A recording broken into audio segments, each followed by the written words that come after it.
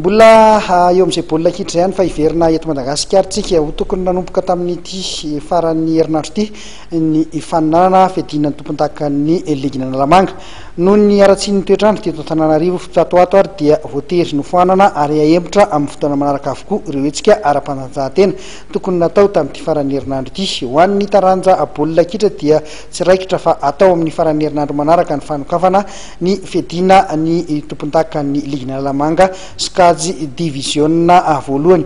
Ankoatra ny afenondrano be loatra tetsy amin'ny kianjan'ny Mahamasina dia efa tao anatin'ny andro vitsiny tsy afaka nanao fanazarantena ireo ekipa mpandray anjara noho ny tsy fisian'ny kianja azo ilalaovana. Voatery mianina amin'ny fanatanjaham-batana amin'ny hazakazaka any anaty efitrano fotsiny arak'izany ireo ekipa. Ilaina nefa ny mizatra kianja sy mandaka baolina eny kianja ho an'ny taranja baolina kitra ity. Toraka izany ihany koa dia ahembotra amin'ny fotoana manaraka ny faninanana natao ho an'ny latsaky ny 2010 taona karakarain'ny ligina Analamanga sy ny Orange antsoina hoe kanina kitra Orange. Marina fa saika atomboka ny asabotsy 17 janoary teo tany Guinée Équatoriale ny hetsika teto amintsika.